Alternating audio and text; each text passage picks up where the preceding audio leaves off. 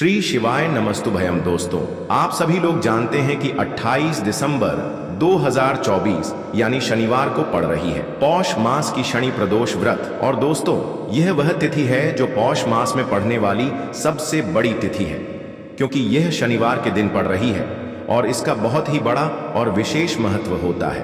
पूज्य गुरु जी ने कहा है कि अगर कभी भी मौका लग जाए और पौष महीने की शनिवार शनि प्रदोष व्रत को पड़ जाए तो आप लोगों को एक छुटकी काला तिल वाला उपाय तो अवश्य ही करना चाहिए।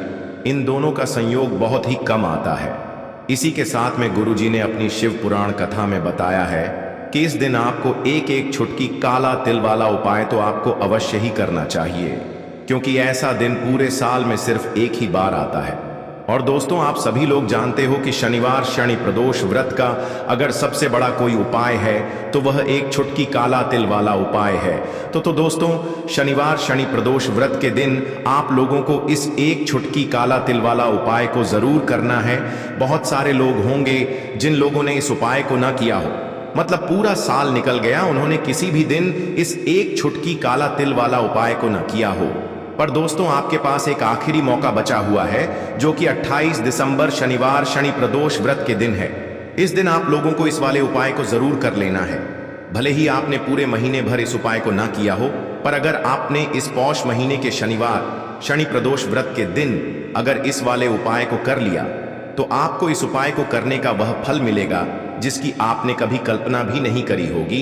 इसीलिए आप लोग इस वाले उपाय को एक बार जरूर कर लेना है, ताकि आप लोगों के हाथ से यह मौका ना जा सके और आपको इस उपाय को करने का फल मिल सके। दोस्तों, यह उपाय पंडित जी ने अपनी अभी की ही श्री शिव महापुराण की कथा में बताया है। जी, इस उपाय को आज हम आपको बहुत अच्छे से समझाने वाले हैं। इस वीडियो को देखने के बाद इस उपाय को समझने के लिए आपको कोई और वीडियो को देखने की जरूरत नहीं पड़ेगी। तो चलिए दोस्तों, उपाय को शुरू करते हैं। देखिए, यह इस पौष महीने के शनिवार शनि प्रदोष व्रत के दिन यह इतना खास होता है, इतना महत्वपूर्ण होता है। देखा गया है कभी कभी बड़े बड़े पूजा पाठ अनुष्ठान से जो मनोकामना पूर्ण नहीं होते, वह पौष महीने की शनिवार शनि प्रदोष व्रत के दिन एक छोटे से उपाय करने से ही आपकी मनोकामना पूर्ण हो जाती है। और बहुत सारे लोगों ने इस उपाय को किया भी है और उनको इस उपाय को करने का फल भी जरूर मिला है। अगर आप लोग भी इस उपाय को करना चाहते हैं तो आप इस उपाय को पहले अच्छे से समझ लेना, सुन लेना, उसके बाद करना। आपको इस उपाय का फल जरूर मिलेगा और इस उपाय को कर लेने से आपके घर में चाहे किसी भी प्रकार की दुख और समस्या क्यों न चल रही हो, आपको उसका कारण भी नहीं पता है कि भाई यह समस्या किस कारण से चल रही है। उसका कुछ भी कारण हो सकता है, जैसे पितृदोष हो सकता है या किसी भी तरह का मंगल दोष भी हो सकता है। तो इस दिन आप लोगों को यह वाला उपाय कर लेना है। यह एक ऐसा उपाय है जिस उपाय को अगर किसी विशेष दिन पर किया जाए तो भाई उस विशेष दिन का जो है वह तो हमें मिलता ही मिलता है। पर हमने उस दिन पर इस उपाय को किया है तो हमें उससे भी बड़ा फल मिलता है, और फल बहुत जल्दी मिलता है, क्योंकि आप इस उपाय को बहुत ही बड़े और विशेष दिन पर कर रहे हो। तो चलिए अब उपाय के बारे में बात करते हैं, लेकिन उससे पहले आप लोगों को यह जानना आवश्यक है कि आखिर यह उपाय किस समय करना है, किसको करना है और कैसे करना है। तो चलिए हम आगे आपको वीडियो में एक एक करके बता देते हैं। लेकिन उससे पहले अगर आप लोग हमारे चैनल पर पहली बार आए हैं या फिर मेरी आवाज़ आज पहली बार सुन रहे हैं तो हमारे चैनल को सब्सक्राइब जरूर कर लेना और इस वीडियो को लाइक करके कमेंट बॉक्स में श्री शिवाय नमस्तुभ्यम ओम नम शिवाय जरूर टाइप कर देना। तो दोस्तों, इस एक छुटकी काला तिल वाला उपाय को हमें इस शनिवार शनि प्रदोष व्रत के दिन कैसे करना है, किसको करना है, किस समय करना है और कहां पर करना है, यह सारे सवालों के जवाब आपको इस वीडियो में मिल जाएंगे। और जो ये वीडियो देखेगा भाई, उसको एक छुटकी काला तिल वाला उपाय जरूर करना चाहिए, क्योंकि इस दिन काला तिल का भी बहुत ही बड़ा और विशेष महत्व होता है। और जब बात आ जाए एक छुटकी काला तिल वाला उपाय की, तो यह सोने पे सुहागा वाली बात हो जाती है और यह एक बहुत ही बड़ा उपाय हो जाता है इस शनिवार शनि प्रदोष व्रत का। तो अब दोस्तों, इस एक छुटकी काला तिल उपाय को आखिर करना किसको है, सबसे पहले हम लोग वह बात जान लेते हैं। तो देखो, घर की जो बड़ी माताएं बहनें होती हैं, उन माताओं बहनों में से कोई भी एक बड़ी माता बहन इस वाले उपाय को कर सकती है। और दोस्तों, अगर आप चाहें तो अपने घर में से सभी सदस्यों को भी इस उपाय को करवा सकते हैं। अगर किसी व्यक्ति की खुद की कोई मनोकामना है, खुद की कोई दुख और परेशानी है जो कि वह अपने लिए ही करना चाहता है, इस वाले उपाय को तो वह खुद अपने लिए भी कर सकता है। बाकी अगर कोई घर में से ऐसा है जो कि अपने पूरे घर परिवार की सुख और शांति के लिए यह वाला उपाय करना चाहता है, तो भाई वह भी कर सकता है, उसमें भी कोई दिक्कत वाली बात नहीं है। कहने का मतलब यह है कि इस उपाय को हर एक सदस्य भी कर सकता है और पूरे घर परिवार के सदस्य के लिए घर की बड़ी माताओं बहनों में से कोई एक माता बहन भी कर सकती है। माताएं बहनें अगर घर में उपस्थित ना हो या वह यह वाला उपाय ना कर पा रही हो, तो फिर घर का कोई बड़ा सदस्य भी इस एक छुटकी काला तिल वाला उपाय को कर सकता है, चाहे फिर वह पुरुष ही क्यों ना हो, उसमें कोई भी दिक्कत वाली बात नहीं है। उसके बाद में दोस्तों, जो अगला प्रश्न निकल कर आता है वो यह आता है इस उपाय को लेकर कि आखिर इस उपाय को हमें किस समय करना है, सुबह के समय करना है कि शाम के समय करना है। तो देखो, इस वाले उपाय को आप लोग सुबह के समय भी कर सकते हो और शाम के समय प्रदोष काल में भी कर सकते हो। अब अगर आप पूछो कि भाई सबसे उत्तम समय कौन सा रहेगा इस एक छुटकी काला तिल वाला उपाय को करने का, तो हम आपसे बस यही कहेंगे कि इस उपाय को आप सुबह के समय करेंगे तो ज्यादा बेहतर होगा। बाकी अगर प्रदोष काल शाम के समय भी करेंगे तो भी अच्छा होगा, उसमें कोई भी दिक्कत वाली बात नहीं है। तो अब दोस्तों, जो अगली सबसे बड़ी और महत्वपूर्ण बात आती है वह यह आती है कि सुबह अगर हम उपाय को करेंगे तो हमें कितने बजे से लेकर कितने बजे तक के बीच में करना है, और शाम के समय प्रदोष काल में करेंगे तो हमें कितने बजे से लेकर कितने बजे के बीच में करना है। तो देखो, सुबह जितनी जल्दी हो सके आप उपाय को करने की कोशिश करना। बाकी अगर किसी कारणवश लेट भी हो जाओ, थोड़ी देर भी हो जाए, तो 10 या 11 बजे तक भी आप उपाय कर लेना, पर 12 बजे से ज्यादा देरी ना हो, ठीक है? इस बात का ध्यान रखना। उसके बाद में दोस्तों, अगर शाम के समय प्रदोष काल की बात करें, प्रदोष काल का जो समय होता है वो शाम के 6 बजे से शुरू हो जाता है। मतलब शाम के 6 बजे से लेकर 7 बजे के बीच का जो समय होता है, यह समय प्रदोष काल का समय होता है। तो आप इस उपाय को 7 या 8 बजे के बीच में भी कर सकते हो। मतलब शाम के 6 बजे से रात 8 बजे के बीच में आप कभी भी इस वाले उपाय को कर सकते हो, उसमें कोई भी दिक्कत वाली बात नहीं है।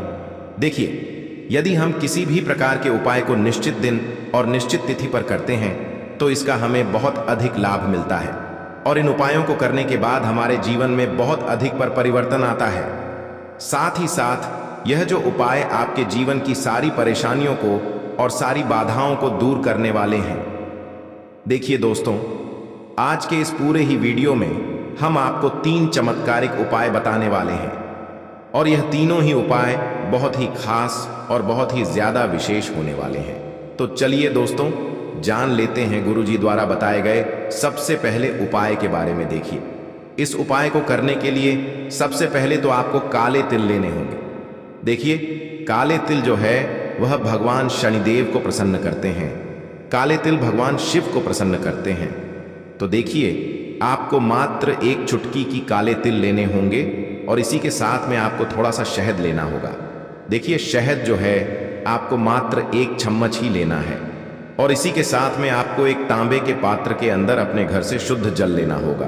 देखिए दोस्तों, यह जो उपाय है आप सुबह से लेकर के शाम तक किसी भी समय में कर सकते हैं, लेकिन प्रदोष की तिथि है इसीलिए प्रदोष काल के समय में करते हैं। तो आपके लिए यह उपाय बहुत ही अधिक सर्वोत्तम होता है।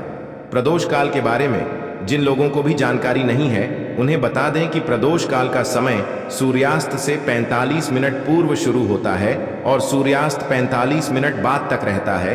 तो इस समय में भी आप यह उपाय कर सकते हैं। देखिए, सबसे पहले तो आपको इन सभी सामग्रियों को भगवान शिव के मंदिर में लेकर के पहुंचना है। अब मंदिर पहुंचने के बाद आपके पास जो शहद है, सबसे पहले तो इसे आपको अपने सीधे हाथ की हथेली पर अच्छे से लगा लेना है। यानी कि पूरे ही शहद को आपको अपने सीधे हाथ की हथेली पर लगा लेना है, और आपके पास जो एक चुटकी काले तिल है उन्हें भी आपको अपने सीधे हाथ की हथेली पर रखना है। अब आपको शहद और काले तेल का लेपन भगवान शिव के शिवलिंग पर अच्छे से कर देना है। देखिए, आपको काले तिल और शहद का लेपन कटी वाले भाग के ऊपर ऊपर करना है। तो इस प्रकार से आपको शहद और काले तिल का लेपन अच्छे से शिवलिंग पर कर देना है। देखिए, काले तिल का लेपन करते समय आप शनेश्वर महादेव का मन में स्मरण कर सकते हैं। साथ ही साथ यदि आपके जीवन में कर्ज की स्थिति बहुत अधिक है, कर्ज आपके जीवन में बहुत अधिक बढ़ने लगा है, तो फिर आप आड़मुक्तेश्वर महादेव का स्मरण भी कर सकते हैं। दोनों में से आपकी समस्या के लिए जो भी उचित है उस नाम का आपको स्मरण कर है। अब अंत में जो आपके पास एक लोटा जल है, इसे आपको धीरे धीरे शिवलिंग पर समर्पित कर देना होगा। श्री शिवाय नमस्तुभ्यम इस मंत्र का जाप करते हुए आपको आरण मुक्तेश्वर महादेव या फिर शनेश्वर महादेव का स्मरण करते हुए यह एक लोटा जल भगवान शिव के शिवलिंग पर ही अर्पित कर देना है। आपके जीवन की जो भी बड़ी से बड़ी परेशानी है, जीवन के जो भी संकट है, वह मात्र इन उपायों को करने से दूर होती है। तो यह उपाय विशेषकर आपको कर्ज से जुड़ी हुई समस्या को और शनि से जुड़ी हुई समस्या को दूर करने के लिए करना है। अब दोस्त, हम जान लेते हैं गुरुजी द्वारा बताए गए दूसरे उपाय के बारे में। देखिए, यह उपाय विशेषकर उन लोगों को करना है जिनके जीवन में संकट, ग्रह क्लेश की समस्या बहुत ही अधिक रहती है, यानी कि आपके घर में बहुत ही ज्यादा परेशानियां रहती हैं। घर में एक दूसरे से लोग अच्छे से बात नहीं करते हैं, बात बात पर लड़ाई झगड़े होते रहते हैं। यदि आप भी चाहते हैं कि आपके पूरे परिवार की एकता बरकरार रहे और आपके घर के जो यह क्लेश हैं यह सभी दूर हो जाएं, चाहे पति पत्नी में लड़ाई हो रही हो, भाई भाई में आपस में लड़ाई हो रही हो, घर के किसी भी सदस्य से आपस में लड़ाई हो रही हो, तो जैसे ही आपके घर में सुख शांति बढ़ने लगेगी, वैसे ही आपके घर में माता लक्ष्मी स्वतः ही चली आएगी। तो यदि आपके घर में भी परेशानियां हैं, बच्चे बात नहीं मानते हैं, बड़े बात नहीं मानते हैं, तो फिर आपको यह उपाय करना है। तो देखिए, इस उपाय को करने के लिए सबसे पहले तो आपको शमी के पत्ते लेने हैं। शमी के पत्ते आप 1, 3, 5, 7 यानी कि जितने भी आप शम पत्र लेने चाहते हैं उतने ले सकते हैं, लेकिन आपको शम पत्र विषम संख्या में ही लेने हैं। शमी पत्र के साथ में आपको लेना होगा थोड़ा सा शहद और इसी के साथ में आपको लेना होगा मात्र एक लोटा शुद्ध जल। अब देखिए, आपको इन सभी सामग्रियों को लेकर के पहुंचना है। भगवान शिव के मंदिर में यह उपाय भी आप सुबह से लेकर के शाम तक किसी भी समय में कर सकते हैं। साथ ही साथ प्रदोष काल के समय में भी आप इस उपाय को कर सकते हैं। देखिए दोस्तों, सबसे पहले तो आपके पास जो एक लोटा शुद्ध जल है, इसे आपको धीरे धीरे शिवलिंग पर अर्पित कर देना होगा। श्री शिवाय नमस्तुभयम इस मंत्र का जाप करते हुए। अब देखिए, जल अर्पित करने के बाद आप जो शमी पत्र लेकर के हैं, उन क्षम पत्रों को आपको जो आप शहद लेकर के आए हैं उनके अंदर डालने हैं। देखिए, जैसे आप यह क्षम पत्र शहद के अंदर डालेंगे तो यह जो कम पत्र हैं एक दूसरे से अच्छे से चिपक जाएंगे। तो इसी प्रकार से आपको यह जो शम पत्र हैं भगवान शिव के शिवलिंग पर चिपका देने हैं, यानी कि शहद से युक्ति या जो शम पत्र तैयार हुए हैं उन्हें आपको शिवलिंग पर अच्छे से चिपका देने हैं। देखिए, जो भी व्यक्ति 28 दिसंबर शनिवार की प्रदोष पर शम पत्र से भगवान शिव के शिवलिंग का श्रृंगार करता है तो उसके जीवन में धन संपदा की वृद्धि होती है। भगवान शिव उस व्यक्ति से प्रसन्न होते हैं। जिस प्रकार से हमने शिवलिंग का श्रृंगार किया है उसी प्रकार से भगवान शिव हमारे जीवन का श्रृंगार करने वाले हैं। तो इस प्रकार से जीवन की समस्त परेशानियों को दूर करने के लिए, साथ ही साथ महादेव को प्रसन्न करने के लिए आपको यह उपाय करना है। अब दोस्तों, हम जान लेते हैं तीसरे विशेष उपाय के बारे में। यह उपाय भी बहुत ही चमत्कारिक होने वाला है। देखिए, यदि आपके घर में बुरी शक्तियों का प्रभाव है, आपके घर में बार बार नजर लग जाती है, कोई ना कोई व्यक्ति बार बार बीमार पड़ जाता है, या फिर यदि आपके व्यापार में बार बार नजर लग जाती है, जीवन में धन संबंधित बहुत अधिक परेशानियां चल रही हैं, जीवन में जो कष्ट हैं वह लगातार बढ़ते ही जा रहे हैं, तो आपको ये सुंदर सा उपाय करना है। देखिए, इस उपाय को करने के लिए सबसे पहले तो आपको मात्र 2 काली मिर्च लेनी है। इसी के साथ में आपको एक स्टील के पात्र के अंदर 2 चम्मच कच्चा दूध लेना है और उसमें आपको शुद्ध जल मिलाकर के कच्चे दूध से युक्त जल तैयार करना है। इसी के साथ में आपको एक तांबे के पात्र के अंदर शुद्ध जल लेना है। साथ में आपको एक मिट्टी का दीपक लेना है और उसी के अंदर आपको एक कपूर का टुकड़ा भी डाल देना है। तो देखिए, आपको 2 काली मिर्च लेनी है। कच्चे दूध से युक्त जल तैयार करना है स्टील के पात्र के अंदर। इसी के साथ में आपको एक तांबे के पात्र के अंदर जल लेना है। साथ में आपको एक मिट्टी का दीपक और उसी में आपको एक कपूर का टुकड़ा डाल लेना है। अब देखिए, ये सभी सामग्रियां लेकर के आपको पहुंचना है प्रदोष काल के समय में भगवान शिव के मंदिर में। देखिए दोस्तों, मंदिर पहुंचने के बाद आपके पास जो 2 काली मिर्च हैं, उनमें से एक काली मिर्च को आपको अच्छे से चूरा कर लेना है, यानी कि बारीक कर लेना है। और इस काली मिर्च को आपको कच्चे दूध वाले जल के अंदर डाल देनी है। एक काली मिर्च आपको कच्चे दूध वाले जल के अंदर डाल देनी है, अच्छे से बारीक चूरा करके। अब सबसे पहले तो आपको जो कच्चे दूध वाला जल है, उससे भगवान शिव के शिवलिंग का अभिषेक करना होगा। श्री शिवाय नमस्तुभयम इस मंत्र का लगातार जाप करते हुए जब भी आप यह कच्चे दूध वाला जल अर्पित करेंगे, तब आपको श्रम ईश्वर महादेव का मन में स्मरण करना है, ताकि आपके जीवन की जो भी समस्याएं हैं वह सभी समाप्त हो सके। काली मिर्च से भगवान शिव के शिवलिंग का अभिषेक करना शनि दोष को भी दूर करता है, साथ ही साथ नजर दोष को भी दूर करता है। अब दोस्तों, कच्चे दूध वाले जल से अभिषेक करने के बाद आपके पास जो एक लोटा शुद्ध जल था तांबे के पात्र के अंदर, इसे भी आपको भगवान शिव के शिवलिंग पर ही अर्पित कर देना होगा। श्री शिवाय नमस्तुभ्यम इस मंत्र का जाप करते हुए। अब देखिए दोस्तों, आप जो एक दीपक लेकर के आए थे, जिसमें आपने कपूर के टुकड़े डाले हुए हैं, साथ ही साथ आपने काली मिर्च डाली हुई थी, इसे आपको भगवान शिव के शिवलिंग के सामने ही प्रज्वलित कर देना है।